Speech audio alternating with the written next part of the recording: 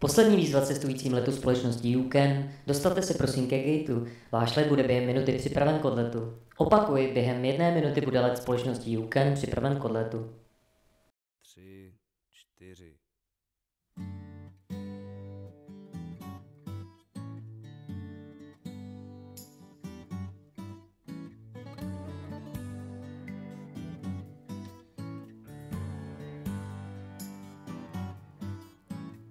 Koupil jsem za babku letenku do ráje.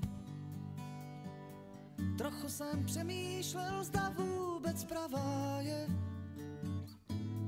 Bylo 11:45, gól přišel právě včas. Z tlampače nad námi ozval se klidný hlas. Letadlo do ráje odlétá.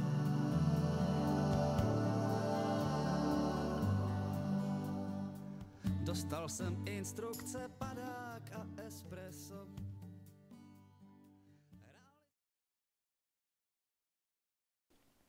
Dámy a pánové, vítáme vás na palubě společnosti Canon.cz.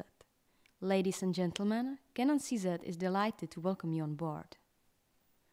Jménem společnosti Canon.cz vás vítám na palubě našeho dvoudenního letu za poznáním produktů a technologií naší značky.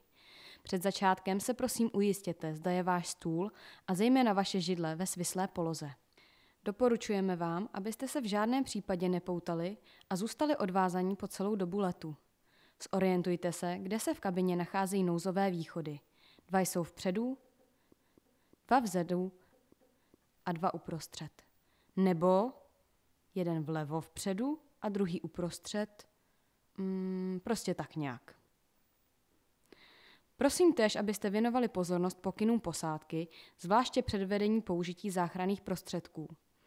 V případě, že v kabině stoupne tlak, tak zkrátka bude vydýcháno, uvolní skřínky nad vašimi hlavami, dýchací masky. Masku nejdříve nasaďte sobě, pak teprve druhému. A pokuste se dostat k oknu a vyvětrat.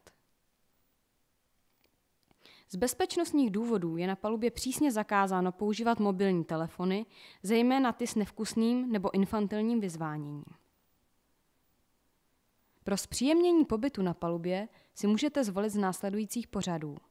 Celodopolední film Rozladěný opar o korejském příčném flétnistovi, dokument tunelování o pohlavním životě krtka a pásmo živých výstupů představení nových výrobků a technologií.